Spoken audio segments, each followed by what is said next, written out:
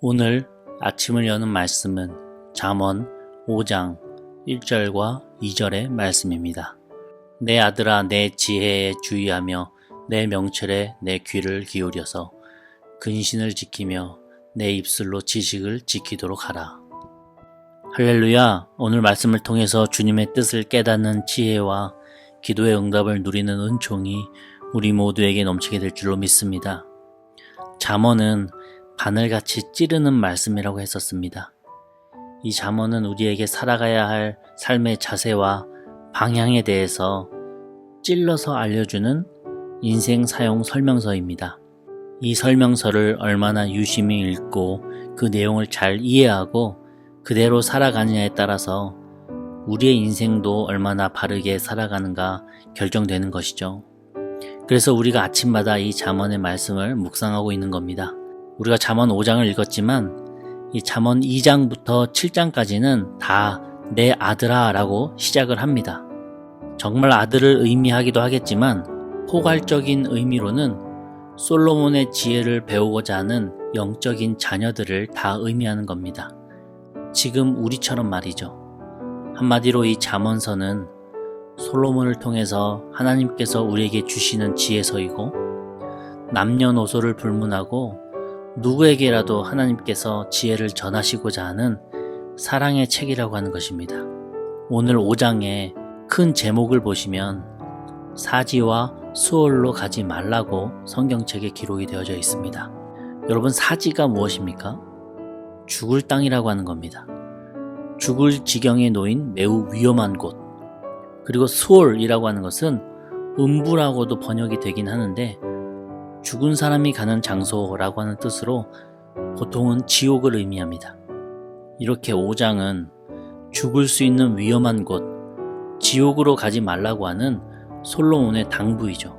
솔로몬이 그런 위험한 곳에 빠져봤을 때 너무 치명적이고 지금까지 쌓아왔던 모든 것이 한순간에 다 무너져 버릴 수 있는 위험한 곳이라고 하는 것입니다. 마치 지옥과도 같다고 하는 것이죠. 그러면서 예를 들고 있는 것이 3절부터 시작이 되는데요. 음녀라고 하는 단어를 사용해서 세상 달콤한 곳에 빠지지 말라고 당부하고 있고 15절부터는 우물물, 샘물 예를 들면서 지금 내 가정에 충실할 것을 당부하고 있습니다. 사실 이러한 내용들은 뒤에 잠언서를 계속 읽다 보면 심심치 않게 계속해서 나오는 내용들입니다. 오늘은 음녀라고 표현된 사지이고 수월과도 같은 그곳에서 우리가 빠지지 않고 어떻게 지혜롭게 살아가야 하는지 그 내용에 초점을 맞춰서 함께 은혜를 나누고자 합니다. 1절과 2절에 참 재미있는 표현이 나오는데요. 1절에서는 지혜에 주의하며 우리의 귀를 기울이라고 말씀하십니다. 그리고 2절에서는 나의 입술로 지혜를 잘 지키라고 말씀을 하십니다. 여러분, 귀는 항상 열려 있습니다. 그래서 귀는 기울이면 되는 것이고요. 입은 어떻게 해야 합니까? 입은 말해야 하는 거 아닙니까? 근데 2절에서는 그 입술을 지키라고 말합니다. 입으로는 지키라고 표현을 하는 거예요. 이런 말이 있지 않습니까? 귀가 2개인 이유는 상대적으로 더 잘 들으라고 2개인 것이고 입이 하나인 이유는 상대적으로 덜 말하라고 1개다. 이런 말을 들어보셨을 거예요. 오늘 성경 1, 2절도 보니까 귀는 기울이는 것이고 입은 지키라고 표현합니다. 이걸 솔로몬 왕이 말했다는 것에 더 큰 의미가 있는 것 같습니다. 열왕기상 3장 9절을 보면 솔로몬이 지혜를 얻었던 방법도 듣는 마음에 있었습니다. 3장 9절입니다. 누가 주의 이 많은 백성을 재판할 수 있사오리까? 듣는 마음을 종에게 주사 주의 백성을 재판하여 선악을 분별하게 하옵소서. 솔로몬이 1000번째를 드리면서 주님께 듣는 마음을 달라고 기도했습니다. 솔로몬은 나라를 다스리고 올바른 재판을 하기 위해서 하나님에게 다른 어떤 것이 아닌 듣는 마음을 달라고 지금 기도해요. 근데 오늘 1절에서도 귀를 기울여서 라고 하면서 하나님의 명철을 잘 들어야 된다라고 말하고 있습니다. 예수님께서도요, 들을 귀 있는 자들은 다 들을지어다 라고 수차례 말씀하셨어요. 다 똑같이 일맥상통하는 의미입니다. 하나님의 말씀, 주의 진리의 이 명철, 이 성경 말씀 들을 때에 그것이 바로 지혜가 오는 통로이고 그곳에 귀 기울일 때 하나님의 인도함을 받는다고 하는 겁니다. 우리 영도보 중앙교회 성도님들의 귀는 주로 어디에 관심을 갖고 기울이고 계십니까? 부디 가장 1순위로 하나님의 이 명철의 말씀에 귀 기울이시기를 간절히 부탁을 드립니다. 이어서 2절을 보면은 입술로 지식을 지키도록 하라라고 기록해요. 지키라. 입술로 전하라가 아니라 입술로 지키라고 말합니다. 저는 이 지키라고 하는 내용을 묵상할 때 생각났던 장면이 있습니다. 부대 입구 위병소를 지키는 장면이 떠오르더라고요. 개인적으로 군대를 제대한 지 20년이 지났지만 아직도 가끔 군대에서 기합받던 꿈을 꿉니다. 위병소에서 총을 들고 각을 잡고 근무를 서면서 지키죠. 누구라도 함부로 드나들 수 없도록 지키는 겁니다. 제가 지금 지키는 것의 예시로 이 위병소를 말하고 있는데 이 위병소가 무엇을 지키는 건지 아십니까? 사실 이 위병소는요, 뭔가 들어가는 거를 막는 게 아니라 나오는 걸 막는 겁니다. 군대 안에 있는 사람들이 나오고 싶죠. 군대 밖에 있는 사람은 들어가고 싶지 않습니다. 사실 위병소는 군대 안에 있는 사람들이 마음대로 밖으로 나가지 못하도록 지키는 겁니다. 오늘 2절 후반에서도 내 입술로 지식을 지키도록 하라 라는 것은 입 안으로 들어가는 것을 지키는 게 아니라 내 입 밖으로 나가는 것을 잘 지키라는 거예요. 입으로 뱉어야 할 말과 뱉지 말아야 할 말을 잘 걸러서 잘 지키라는 겁니다. 우리가 실수하는 대부분의 것은 내 입술에서 잘못된 것이 나감으로 시작이 됩니다. 저 역시도 입술로 실수함으로 곤욕을 치른 적이 한두 번이 아닌데요. 당연히 우리 성도님들께서도 다 경험이 있으실 것이고 각자마다의 교훈이 다 있으실 거예요. 입술의 열매가 결국에는 신앙의 열매더라고요. 그 사람의 입술의 말을 들어보면 이 사람의 신앙의 열매도 생각해 볼 수 있습니다. 우리의 입술이 무엇을 잘 지켰느냐에 따라서 내 신앙의 열매도 결정됩니다. 여러분은 어떤 입술의 열매를 맺고 계십니까? 부디 열심히 내뱉기보다는 잘 지키는 입술로 인해서 지혜로운 열매를 맺으시기를 바랍니다. 그게 지혜라고 지금 솔로몬이 말하고 있어요. 이렇게 귀로는 주님의 말씀 잘 기울이고 입으로는 내 생각을 잘 지킬 때 우리가 음녀라고 표현된 이 세상적인 타락의 길, 하나님과 멀어지는 우상의 길로 빠지지 않을 수 있다는 것이죠. 근데 사실 곰곰이 생각해 보시면 우리는 거꾸로 살아갈 때가 많습니다. 귀로는 들어야 하는데 거꾸로 남의 말은 듣고 싶지 않고 입으로는 지켜야 하는데 거꾸로 내 말을 내뱉고 싶은 것이죠.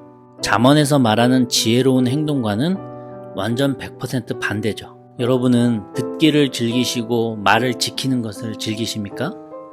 이 자리에 계신 우리 성도님들은 하나님의 말씀에 귀를 열어 귀 기울이시고 입은 안에 있는 것을 잘 지키심으로 지혜의 자녀들 되실 줄로 믿습니다. 3절부터는 조금 민망한 단어인 음녀라고 하는 표현이 계속해서 나와요. 이 표현은 잠언 6장, 7장에서도 계속해서 언급되면서 솔로몬이 강조하고 있는 부분입니다.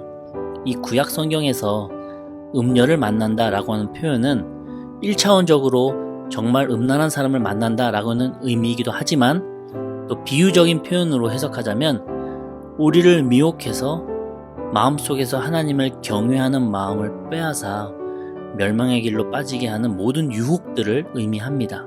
한마디로 하나님으로부터 멀어지게 만드는 세상 유혹들이다 라고도 표현할 수 있다는 거죠. 이 음녀의 히브리어를 찾아보면요, 낯선 여자라고 하는 의미입니다. 그러니 이 음녀라고 하는 것이 성적으로 문란하고 쾌락을 추구한다 이런 의미만 있는 게 아니라 낯선 사람과의 만남이라고 하는 뜻이 있는 것입니다. 익숙했던 것에서 벗어나 낯선 세계로의 도전, 이런 멋진 슬로건도 있겠지만 그건 어떤 인생의 목표를 표현할 때 사용되는 것이지 하나님을 섬기는 것에 있어서 적용하거나 가정생활에 적용돼서는 안 된다고 하는 것입니다. 우리 그리스도인들에게 어색했던 것들, 낯선 것들이 뭡니까? 결국에는 하나님께서 기뻐하시지 않는 것들, 어리석은 길로 가는 것들이었더라고요.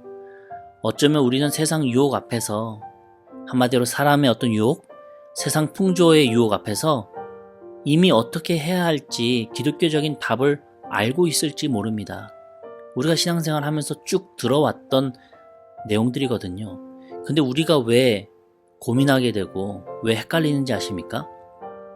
세상 유혹과 세상 가치관 앞에서 헷갈리는 이유가 있습니다.